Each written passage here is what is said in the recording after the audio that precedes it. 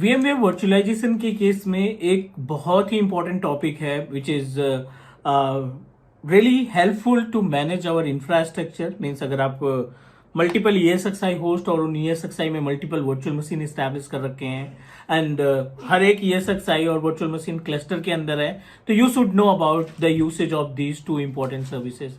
ये तो आपकी डे टू डे एक्टिविटी के लिए हेल्पफुल रहेगा। साथ ही साथ अगर आप इंटरव्यू की प्रिपरेशन कर रहे हैं, L2 और L3 लेवल तक की प्रिपरेशन कर रहे हैं या L3 लेवल के इंटरव्यू के लिए आप अपेयर होने जा रहे हैं, तो ये क्वेश्चन में भी किया जा सकता है, क्योंकि लाइक अदर टॉपिक ये भी बहुत ही ज्यादा इंपॉर्टेंट टॉपिक है। As per my experience in virtualisation, जो भी मैंने इंटरव्यूज दिए हैं रिलेटेड टू द VMware या जो इंटरव्यू मैंने लिए हैं इंटरव्यू VMware से रिलेटेड, ये कॉमन क्वेश्चन मीन्स हमने पूछा भी और हमसे भी क्वेश्चन पुट अप किया गया है इंटरव्यूअर के through. So actually I am talking about the internal feature of DRS। Basically DRS, you know that HA और DRS के बारे में मल्टीपल टाइम हम लोग डिस्कस कर चुके हैं, कई बार बात कर चुके हैं, प्रैक्टिकल इसके प्रोवाइड कर चुके हैं। बट जो ये टॉपिक हम आज बात करने वाले हैं इसका I think we haven't discuss या फिर क्लास में डिस्कस कर लिया था, but as such dedicated video नहीं है। I am talking about resource pool and VApp। ठीक है, ये दो सर्विस के बारे में हम आपको थ्योरेटिकली और प्रैक्टिकली मीन्स इंप्लीमेंट करके भी दिखाएंगे कि कैसे VApp और रिसोर्स पूल को आप क्रिएट करते हैं, कॉन्फ़िगर करते हैं। तो चलिए स्क्रीन पे डायरेक्टली मूव करते हैं अपने स्क्रीन पे। पहले कॉन्सेप्ट समझने की कोशिश करते हैं कि ये काम कैसे करता है, और उसके बाद फिर हम अपना vCenter सर्वर एक्सेस करेंगे, ESXi के अंदर इंस्टेंस क्रिएट करेंगे और उनको VApp के थ्रू या रिसोर्स पूल के थ्रू मैनेज करने की कोशिश करेंगे, कॉन्फ़िगर करने की कोशिश करेंगे। ठीक है, हम फटाफट स्क्रीन शेयर करते हैं एंड मीनवाइल जब तक हम स्क्रीन शेयर कर रहे हैं, आप फटाफट से टीच मी क्लाउड के यूट्यूब चैनल को सब्सक्राइब कर सकते हैं, बिकॉज टीच मी क्लाउड हमेशा कोशिश करता है कि आपको क्वालिटी बेस्ड कंटेंट प्रोवाइड करें। आप अगर हमारी वीडियोस पे 10 मिनट, 15 मिनट, 20 मिनट टाइम देते हैं तो कुछ ना कुछ हर एक वीडियो, जितनी भी वीडियोस हमने अपलोड कर रखी, हर एक वीडियो में कुछ ना कुछ आपको नया सीखने को मिलेगा।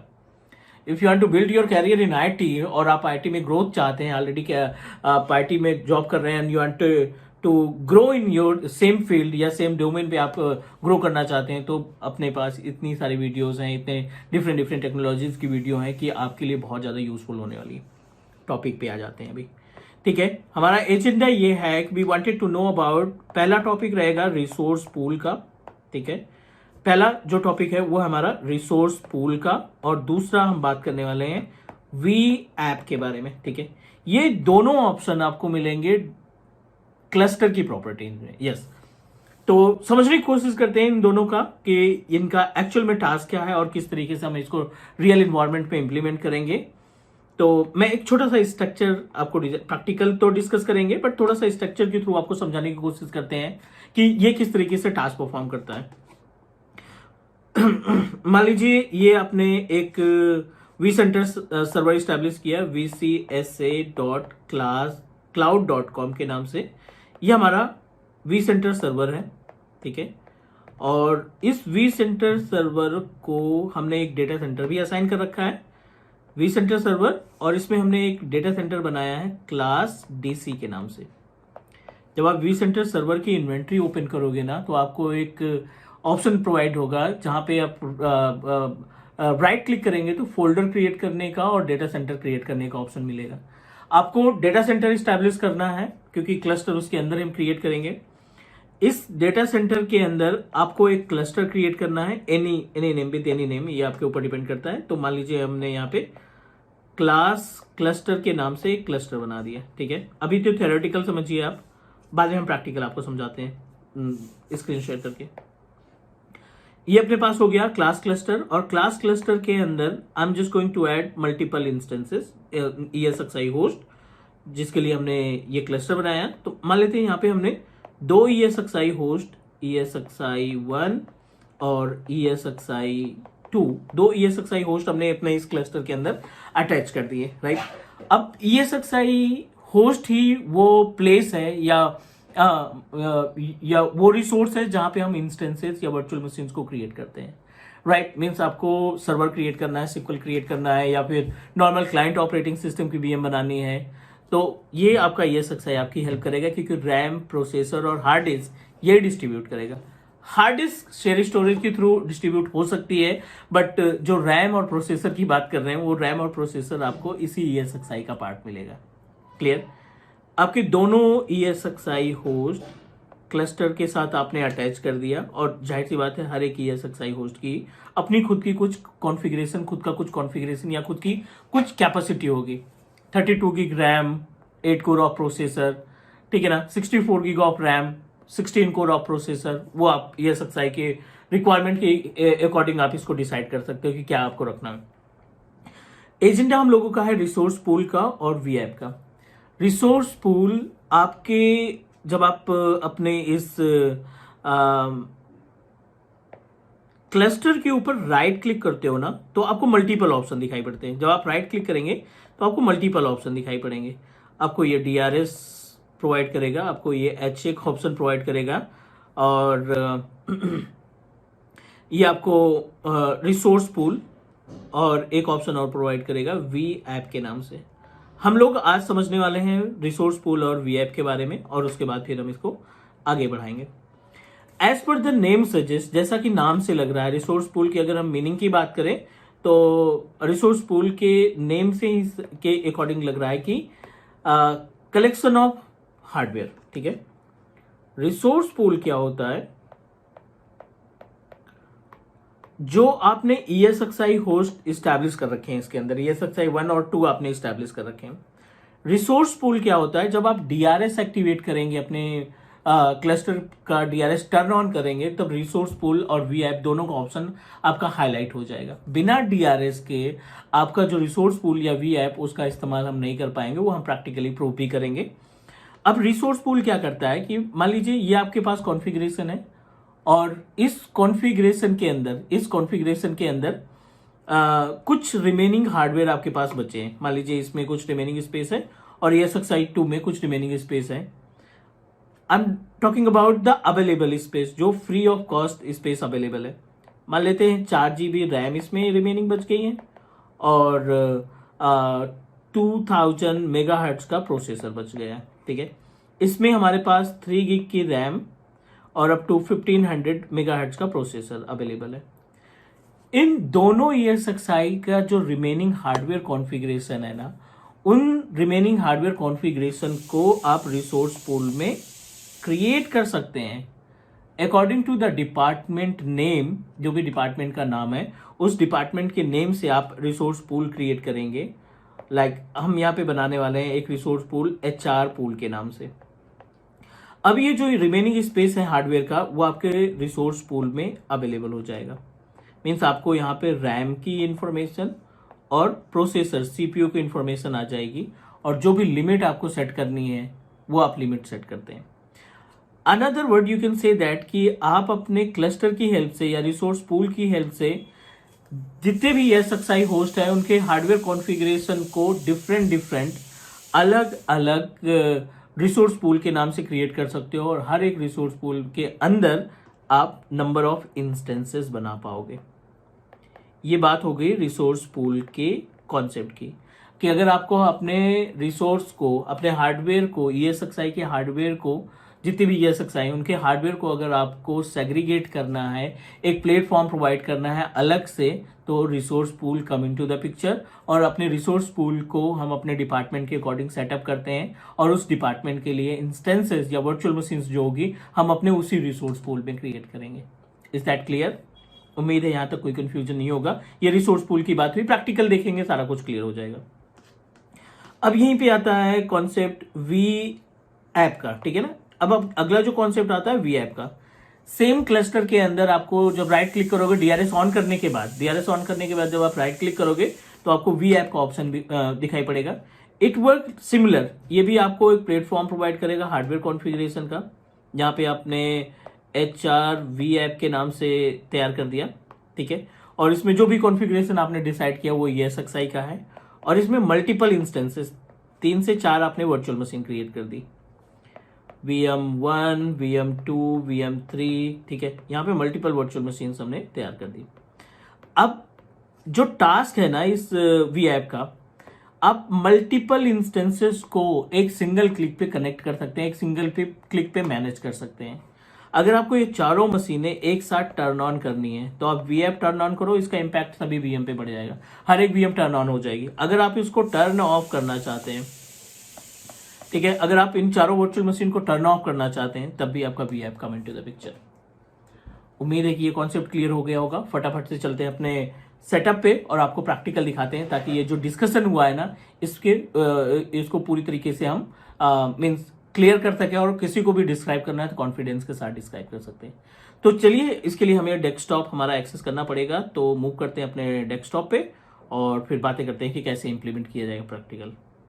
We app and resource pool दोनों का कॉन्सेप्ट हमने सही तरीके से समझ लिया है। Let me show you the practical, क्योंकि आपका कॉन्फिडेंस तभी बिल्डअप होगा जब आपको प्रैक्टिकली नॉलेज रहेगी और आपने खुद से उसको इम्प्लीमेंट करके देखा होगा। तो चलिए, थ्योरी हमारी ओके है, बट प्रैक्टिकल को एक बार चेक कर लेते हैं कि क्या जो डिस्कशन हमने अभी किया है वो डिस्कशन हम प्रूव कर पाते हैं या नहीं। सो इसके लिए हमने अपने वी सेंटर सर्वर को पहले से एक्सेस कर रखा है, ठीक है। I am just going to show you. यहाँ पे हम लॉगिन करा लेते हैं अपने डोमेन को, और आप देखिए हम डायरेक्टली वी सेंटर सर्वर के पेज पे ही आ गए। We are able to find clusters, यहाँ पे ऑलरेडी हमने क्लस्टर बना रखा है, तो ठीक है। फॉर बेटर अंडरस्टैंडिंग हम क्या करने वाले हैं ना, इसमें जो एग्जिस्टिंग सेटअप है हमारा वो हम कर देते हैं क्लीन, ताकि आपको बिल्कुल बेस से समझ में आ जाए।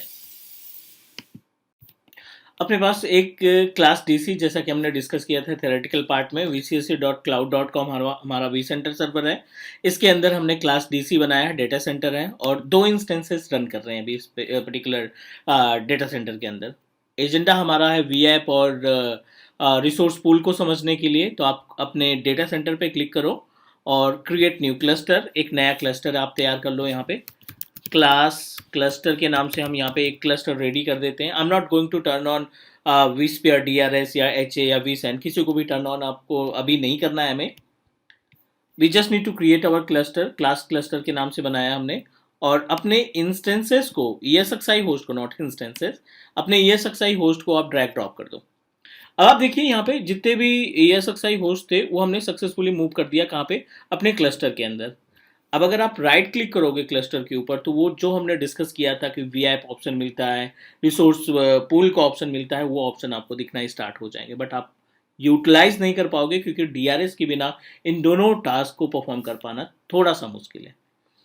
सो what I am going to do, I am just going to right click on our cluster, और यहाँ पे क्लस्टर पे देखो रिसोर्स पूल का भी ऑप्शन आपका ग्रेड आउट है और वी ऐप का भी ऑप्शन आपका ग्रेड आउट है, ठीक है। क्योंकि क्लस्टर में होने के बावजूद, क्लस्टर के अंदर ESXi होने के बावजूद भी आप रिसोर्स पूल या वी ऐप का इस्तेमाल नहीं कर पाएंगे। आप फटाफट से DRS पे क्लिक करो और DRS के इस 3 डॉट पे क्लिक करो। नो मैटर कि कौन सा टाइप का DRS आप बनाना चाहते हैं, automated, fully automated, partially manual, it's not mandatory. Mandatory ये है कि अगर आप वी ऐप और रिसोर्स पूल को इस्तेमाल करना चाहते हो तो आपका जो वी सेंटर सर्वर है और उसके अंदर जो क्लस्टर है, उस क्लस्टर के ऊपर DRS की सर्विस एक्टिवेट होनी चाहिए।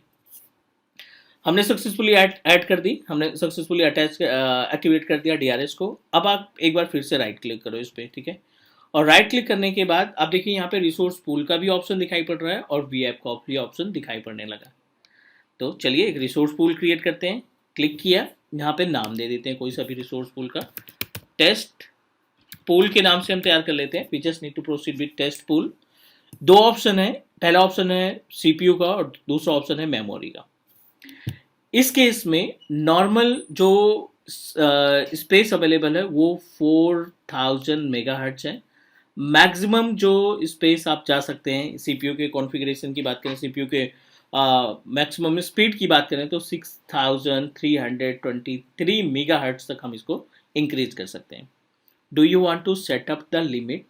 आप यहाँ पे लिमिट सेट करना चाहते हैं कि नहीं, I wanted to share the processor till 2500 megahertz, ठीक है। आप यहाँ पे डिसाइड कर सकते हो कि कितना आपको यूटिलाइज करना है। आपको कुछ रिजर्व करना है यहाँ पे, तो आप रिजर्व भी कर सकते हैं कि 1000 मेगाहर्ट्ज को छोड़ करके बाकी का हम यूटिलाइज करने देते हैं। तो ये जो रिसोर्स आप क्रिएट करोगे, ये जितने भी ESXi हैं सबके कॉम्बिनेशन का है, कोई इंडिविजुअल ESXi का हार्डवेयर नहीं है ये। जितने भी ESXi होस्ट आपने लगा रखे हैं उनके जो रिमेनिंग स्पेस है, जो रिमेनिंग कॉन्फ़िगरेशन है, उनके कॉम्बिनेशन का ये डिटेल है। Got it? उम्मीद है कि आपको ये समझ में आ रहा होगा। I am not going to set up a limit, हम यहाँ पे कोई भी सेटअप लिमिट नहीं सेट कर रहे हैं, ठीक है। I wanted to proceed for the unlimited, मतलब जितना रिमेनिंग स्पेस है 6300 समथिंग मेगाहर्ट्ज का स्पेस है, जरूरत पड़ने पर इंस्टेंस हमारा उतना यूटिलाइज कर ले, ठीक है। इसी तरीके से रैम के केस में कुछ हमने रिजर्व नहीं करना है, अनलिमिटेड सेटअप कर दिया। 6.6 GB के आसपास का स्पेस आपके पास अवेलेबल है, 6122 MB यानी 6 GB के आसपास का स्पेस आपके पास अवेलेबल है। इसको भी हम अनलिमिटेड ही रखते हैं, इसमें कोई भी चेंजेस नहीं करेंगे। क्रिएट किया, टेस्ट पूल हमारा रेडी है। ये हमारे ESXi हो गए। अब हम ESXi में VM नहीं बनाएंगे, हम पूल में VM बनाएंगे। राइट क्लिक करेंगे, अगर आपके पास कोई एग्जिस्टिंग इंस्टेंस होता तो भी आप माइग्रेट कर देते, इसमें मूव कर देते, नहीं है तब भी आप एक नया इंस्टेंस क्रिएट कर सकते हो। चलिए हम आपको दिखाते हैं यहाँ पे कैसे क्रिएट करेंगे वर्चुअल मशीन नेम। सेम ही तरीका है जैसे हम पहले यूज किए थे, विंडोज 10 डेटा सेंटर DC और नेक्स्ट। अब देखिए ESXi होस्ट कहाँ पे बनाना है, ESXi में बनाना है या टेस्ट पूल में बनाना है, ये आपके ऊपर डिपेंड करता है। ESXi का भी ऑप्शन दे रहा है और टेस्ट पूल का, क्योंकि आपने क्लस्टर पे राइट क्लिक किया है। नेक्स्ट, डेटा सेंटर आप डिसाइड कर लीजिए कहाँ पे रखना है। I am just going to proceed with local data center. How much space you wanted to provide, next पे क्लिक किया। 64 बिट होना चाहिए। क्लस्टर में आते ही जब भी आप इंस्टेंसेस क्रिएट करोगे ना, मेक श्योर कि 64 बिट का होना चाहिए। 2 GB रैम एंड स्टोरेज हम यहाँ पे दे देते हैं 15 GB के आसपास, और storage must be thin provision, यहाँ पे थिन कर देते हैं ताकि स्पेस थोड़ा सा बचाया जा सके। थिक को हटाओ और यहाँ पे कर दो thin provision. Is that clear? Okay and create. अब ये विंडोज 10 के अंदर जो एक्टिविटी आप परफॉर्म करेंगे, ये इसका जो हार्डवेयर है ना, ये रिसोर्स पूल से लेगा। रिसोर्स पूल कहाँ से लेगा? ये जो इंस्टेंस ESXi होस्ट है वहां से एक्सेस करेगा। नॉर्मल आप इस्तेमाल कर सकते हैं, आप इसको HR के नाम से बना दो, मार्केटिंग के नाम से बना दो, सेल्स के नाम से बना दो, ये आपके ऊपर डिपेंड करता है। तो ये हो गया अपने पास रिसोर्स पूल का कॉन्सेप्ट। चलिए यहीं पे ना VApp बनाते हैं एक। VApp पे क्लिक किया, ये भी आपको उसी तरीके से ऑप्शन देगा, क्लोन एंड एग्जिस्टिंग VApp, कोई है नहीं, क्रिएट न्यू VApp पे क्लिक करेंगे आप। DC देना पड़ेगा, VApp का नाम देना पड़ेगा, यहाँ पे हम दे देते हैं क्लास VApp, ठीक है, क्लास VApp के नाम से दे दिया। सेम कॉन्फ़िगरेशन आ गया। Do you want to proceed with 63,000 something, unlimited या लिमिटेड, लिमिट डिसाइड करना चाहते हैं। यहाँ पे भी आपके पास मेमोरी में भी आप लिमिट प्रोवाइड करना चाहते हैं तो you can do that. I don't want to provide limit. Next, finish. VApp look like this, और टेस्ट पूल हमारा इस तरीके से कुछ दिख रहा है। इस इंस्टेंस को ना VApp में ट्रांसफर कर दो, ड्रैग करो, ड्रॉप कर दो, विद इन सेकेंड ये हो गया। एक इंस्टेंस और बनाते हैं, ठीक है, एक इंस्टेंस और बनाते हैं।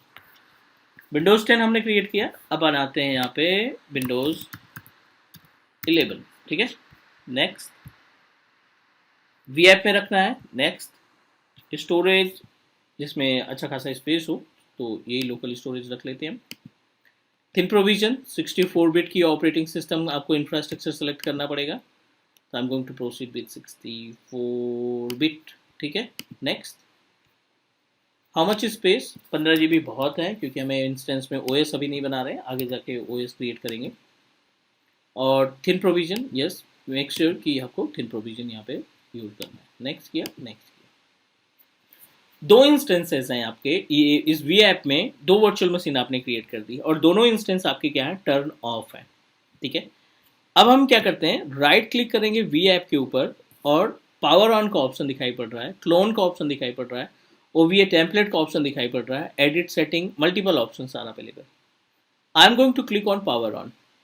जब आप पावर ऑन करते हो तो इसके अंदर के जितने भी इंस्टेंसेस हैं, सिर्फ एक नहीं, जितने भी इंस्टेंसेस हैं वो इंस्टेंसेस आपके टर्न ऑन हो जाएंगे। एज इट इज, अगर आपको पावर ऑफ करना है तो जितने इंस्टेंसेस टर्न ऑन हैं, टर्न ऑन रनिंग कंडीशन में हैं, वो सभी इंस्टेंसेस आपके एक सिंगल क्लिक पे टर्न ऑफ हो जाएंगे। इसका यूसेज पैचिंग के टाइम पे बहुत ज़्यादा आता है, एप्लीकेशन डिप्लॉयमेंट के केस में बहुत ज़्यादा यूज़ करते हैं। मीन्स कहीं ना कहीं ये हमारे टाइम को सेव करता है वी ऐप, या रिसोर्स पूल हमारे हार्डवेयर को सेग्रीगेट करने में हमारी हेल्प करता है। Create a separate platform for our department wise हम तैयार कर सकते हैं।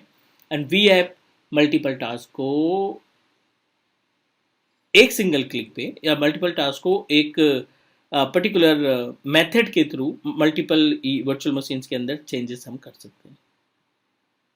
उम्मीद है यहाँ तक कोई कन्फ्यूजन नहीं होगा, क्योंकि हमने थ्योरेटिकल भी कोशिश की है आपको अच्छे से समझाने की, और प्रैक्टिकल हमारा ये कंप्लीट ही हो गया।